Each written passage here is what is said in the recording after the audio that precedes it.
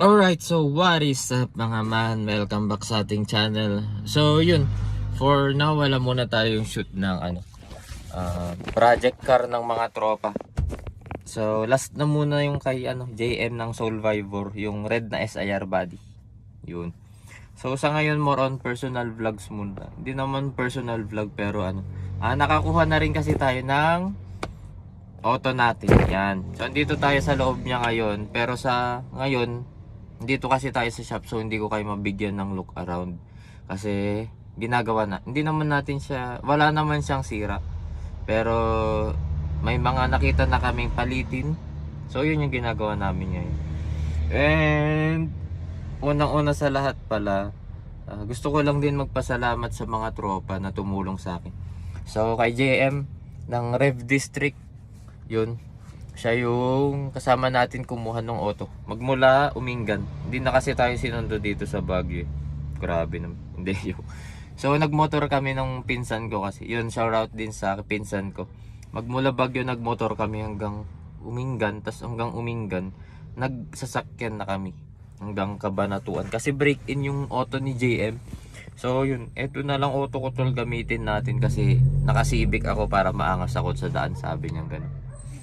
Hindi, joke lang. Kasi break-in nga ng auto niya, kaya may hinahabol siyang kilometer para matest. Ganun, break-in. Para matapos niya na yung break-in period ng auto niya. So, yun yung ginamit namin. Kahit na napakaingay and maingay. Nakascab kasi siya. Pero okay lang yung tagtag niya. Parang sumakit-sakit nga yung katawan ko nun eh. Parang gusto kong pamasahe. Hindi, pero shoutout kay JM, napakabait na tropa. And dun sa pinsan ko nga kasi magmula Baguio hanggang Baguio ulit. Magmula Baguio sinamahan tayo hanggang makuha natin tong sasakyan pa uwi ulit ng Baguio. And marami pa kasing nangyari sa daan nun. Pero wala namang masamang nangyari. Mga nakakakaba lang yun. And kanino pa ba? Yun, kila Kuya JR, kila RG, yun, yung mga tropa nun. Marami pa mga man, di ko na sila may isa-isa. Pero maraming salamat sa inyo kasi sila yung nga nagbigay sa akin ng tip kung ano yung mga dapat i-check sa sasakyan. Lalo na sa Honda Civic kasi galing na rin naman sila doon. And alam nila yung mga dapat i-check. Lalo sa makina. Yun. Siyempre Cabanatuan ba naman yung biniyahe natin, tas iuwi natin ng Baguio, nakakatakot bumiyahe. Buti sana kung La Union lang, di ba? Kaya yun, hindi rin naman kami nagpadalos-dalos na kinuha yung auto. Kasi nakakatakot masirahan sa daan, lalo pag kulang ka sa budget, syempre. Tapos yun, sa seller din pala, napakabait nung seller. And isa sa nagustuhan ko, kahit alam niyang second hand yung binebenta niya. Actually, apat yung nilatag niya sa aking Honda Civic. Dalawang LXI, isang SIR body, isang bigote. Tapos dalawang BTI, isang SIR body, isang ito yung LXI, tapos isang BTI. Yung BTI kasi medyo masakit na sa budget, pero grabe, white talaga yung gusto ko.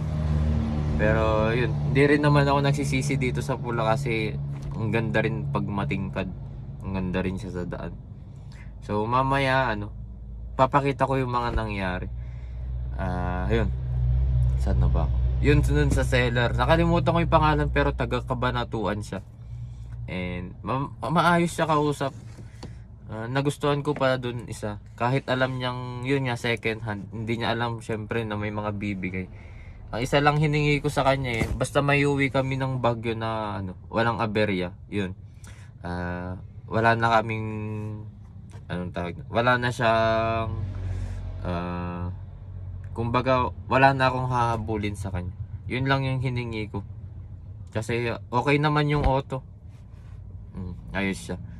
So, pero ang layo kasi mga man, parang alam mo yung humihingi ako ng kuya pag na tirikan kami sa daan, yung lalo pag major sa makina yun. Syempre hindi ko agad kayang punuan yung gastos nun. Kaya yun, mag-uusap kami kung sakali. Pero shoutout dito sa sasakyan na nakuha natin, condition. And yun, if lalo pa natin siyang gagawing lalo pa natin siyang i-condition. Kasi may mga nakita na kaming palitin naman. Yun.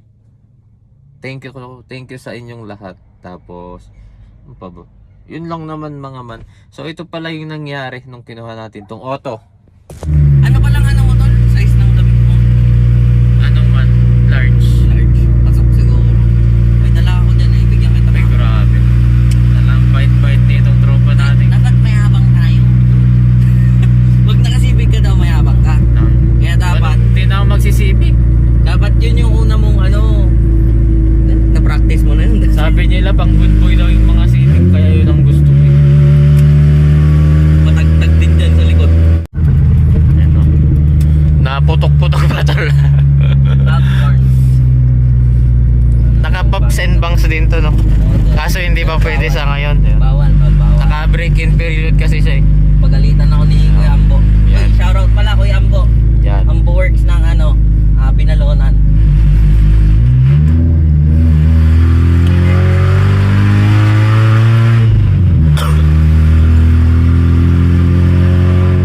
Doon ang pangit pag ano doon, no? Coil slip talaga. Medyo matagtag mo. Oo. Pero hanggang ganyan lang muna takbo mo, 80 lang no. 80 tapos wala na. Ayan. Hindi ka pwede mag-isang daan. 140 nga eh. Pagalitan ako. Yun yan, minor na. Bilis pa rin yan. Parang pagkatapos nito man, diretso tayong ano ha. Ano? Baler ay. Hindi ano. Massage mo din. Sakit tagtag ba? Hindi Oo. naman. Sakto lang. Ito na tayo mga man no. Kabanatan. Cabanatan City. Yan. Kung saan pinatay si Sino General tol? Luna. Iwan. Kag. Pucha bitek! Grabe. Lalayo 40. 40 lang yun.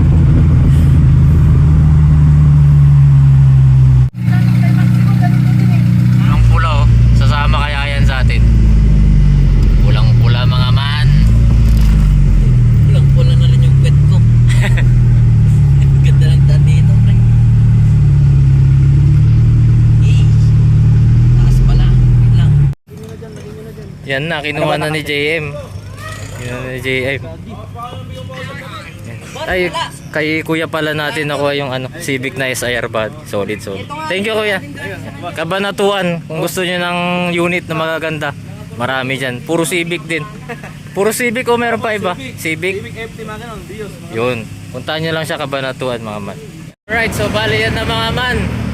Dito na tayo ulit sa Red District yan. Oh. Nakakakauwi namin nila JM tapos yan si JM oh. Kamusta ang break-in tol?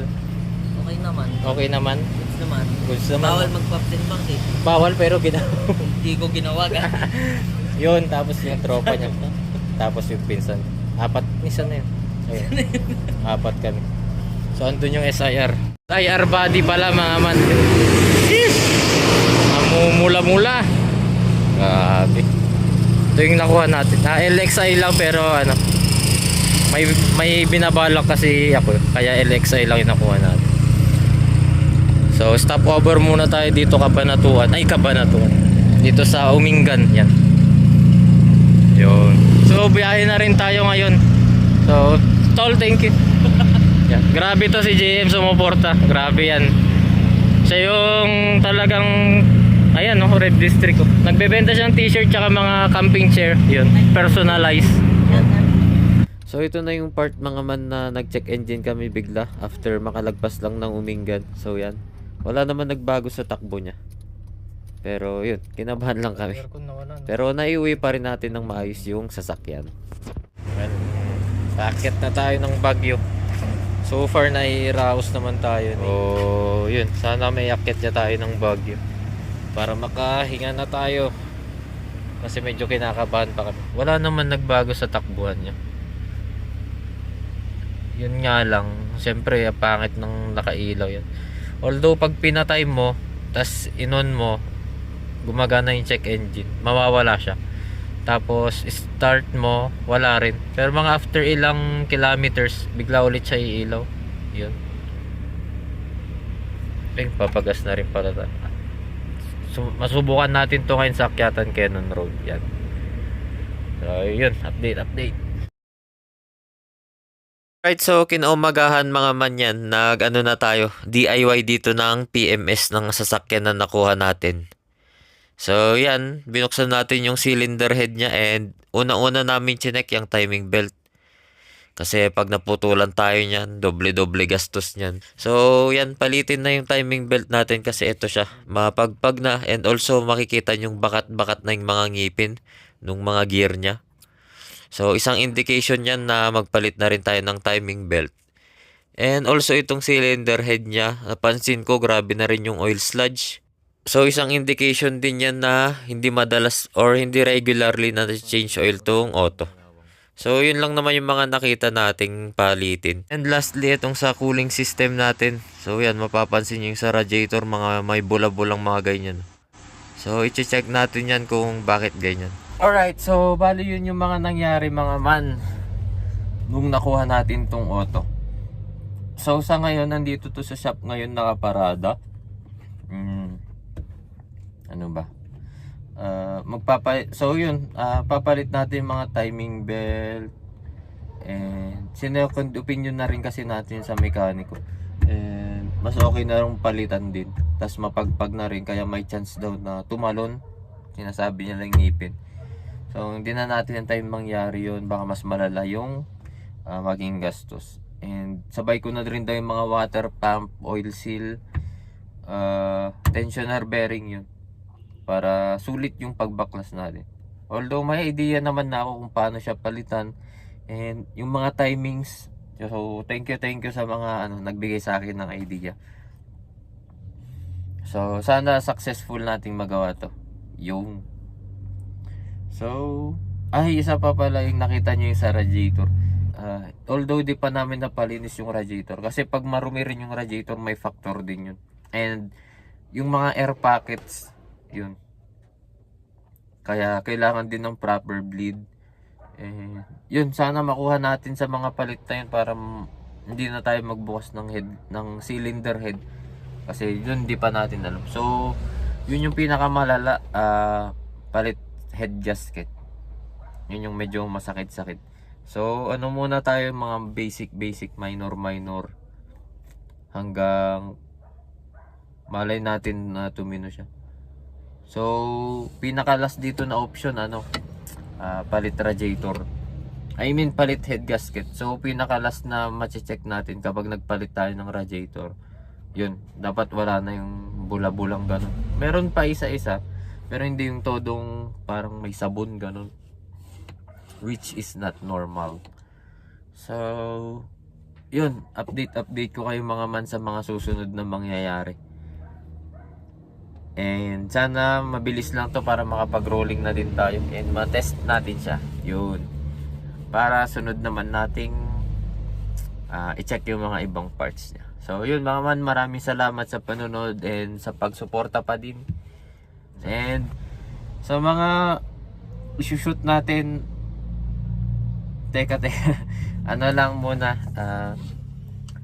anong tawag doon, schedule tayo mga man. Kasi medyo busy pa sa work din. And yun, pero hindi tayo mawawalan. May mga mga nagchat-chat din, kaya nakakatuwa na gusto nila magpa-feature ng sasakyan. Kaya binibilisan rin namin gawin to para yun, makapagbalik na rin ako ng shoot ng mga project car, ng mga tropa. So yun mga man, hanggang sa susunod. Peace.